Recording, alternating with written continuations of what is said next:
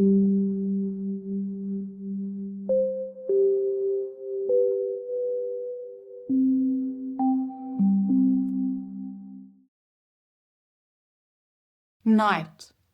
The sky flashes with explosions in the distance.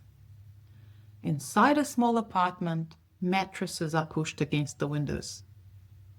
There are many children in the apartment.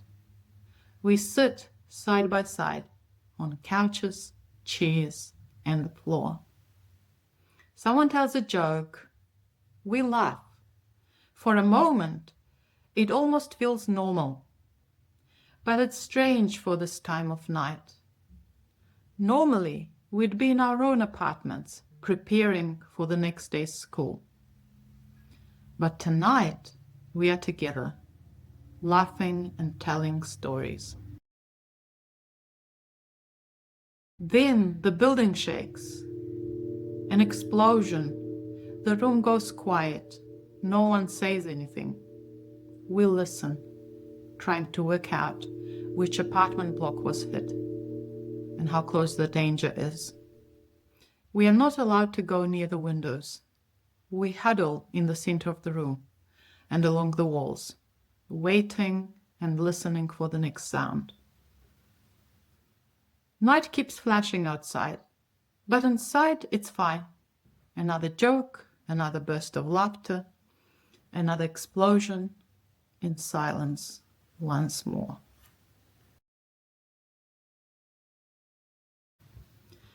I was 12 years old.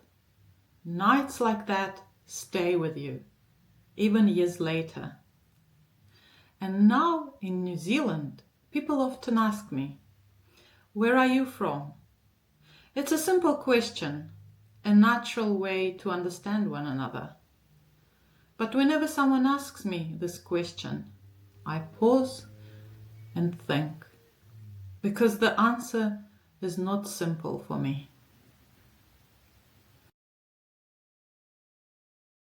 I was born in Moscow, but my roots are in South Ossetia, in the Caucasus. I grew up in Tskhinval.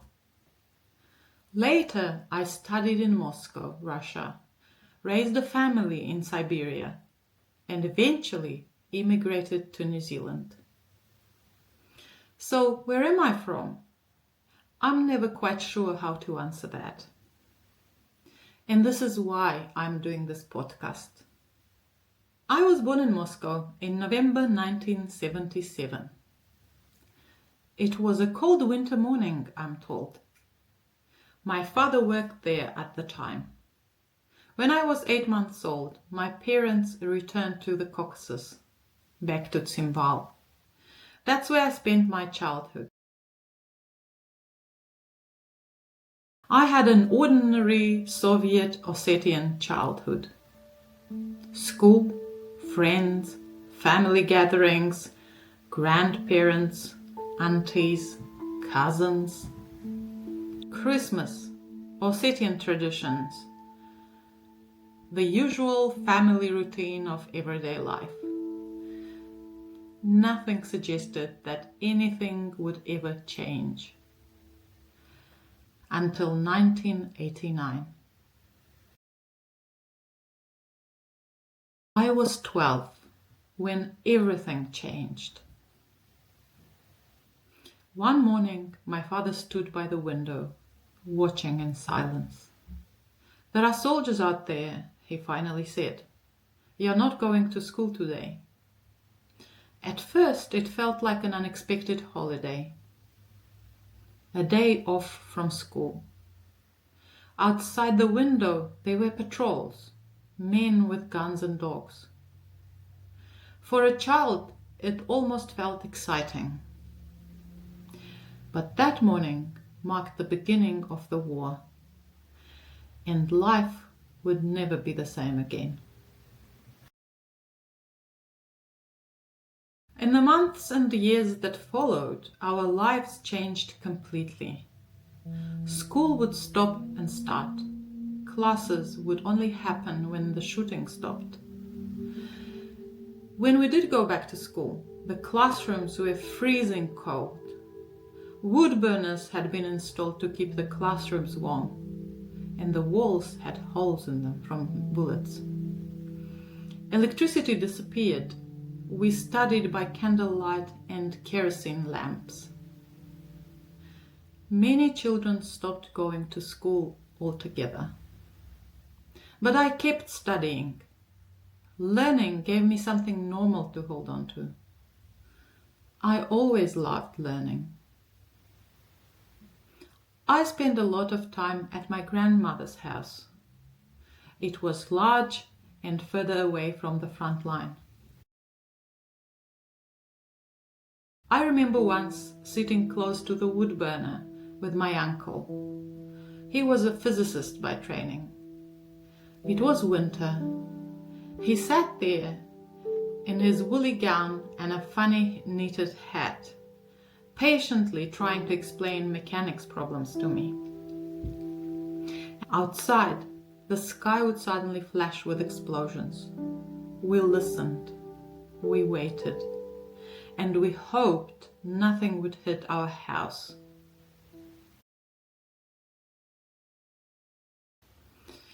Eventually, the children had to leave Zimbabwe. Our parents sent us away with our grandmother. She took us back to the village where we had our summer batch house. We spent that winter there with no electricity. The house was heated by a wood stove. In the mornings, we had to cut wood ourselves to heat the house and get the stove going. That winter, I learned how to cut wood and how to bake bread. Water had to be carried in from a tap outside. People queued for water and for bread. Food was sometimes scarce.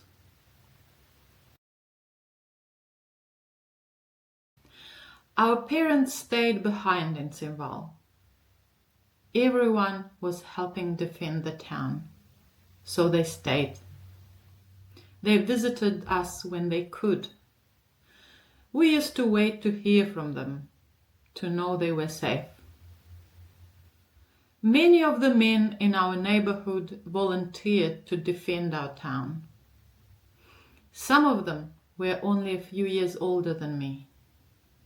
16, 17, 18.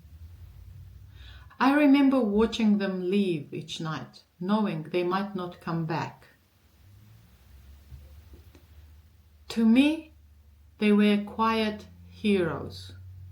They never spoke about bravery. They simply went. And many of them never returned.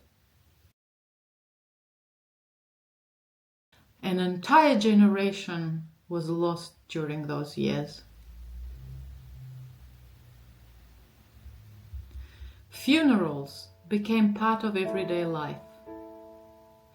There were so many people dying that one of our schools was eventually turned into a cemetery.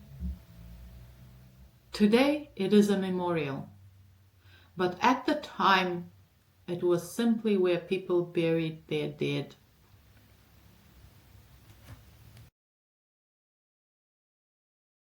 Many memories remain from those years, but there is one that stands out for me. It was a winter night. We heard shouts in the street.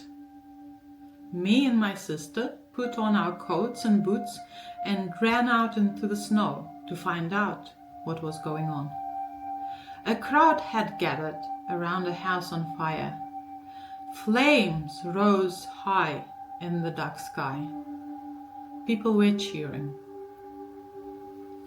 The house belonged to a Georgian family, friends of my grandmother. They used to visit the village in the summers. Their grandchildren were our friends. But that night the house was empty and on fire.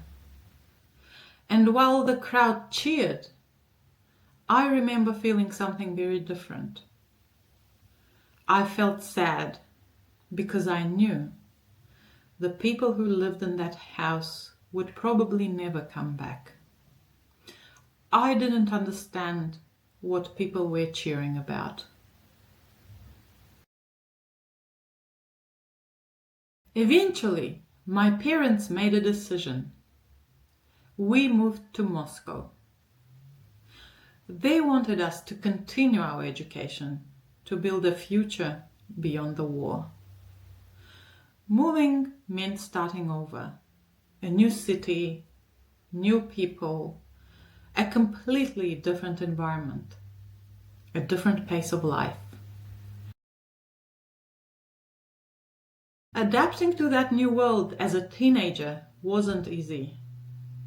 When we arrived in Moscow, we probably looked like outsiders. We dressed differently, we spoke with a strong accent. And suddenly, we had to learn how to fit in what felt like normal life of a huge city. At the time, people from Caucasus were often viewed with suspicion. I remember that sometimes my mother would be stopped and searched in the metro or even in the street. Moments like that made us feel like we didn't belong. But slowly we began to adapt. I finished school, went to university, built new friendships. Life went on. There were many more transitions in my life since then. Marriage, birth of my children, 5 years in Siberia. Each chapter added something new to my life. Each place changed the way I saw the world. And then another turning point, immigration to New Zealand. Moving to the other side of the world meant starting all over once again. A new country, a new culture, a new life to build. Here, I continued with my studies. I rediscovered my career twice. I built new relationships. And as life slowly began to settle, I found myself reflecting on everything that had brought me here. Who am I now? Where am I going?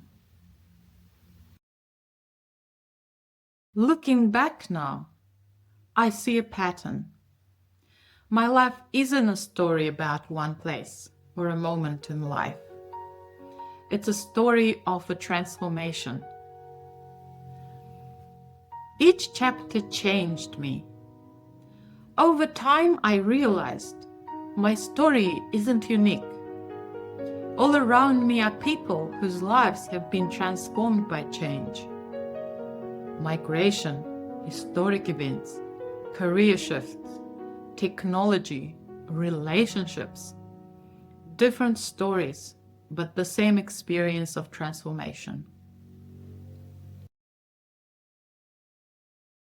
The vision for this podcast was born from this realization. Through conversations with people who have lived through many transitions, I want to explore how change shapes us, how we adapt when life suddenly shifts, how we rebuild ourselves, and how we find meaning again.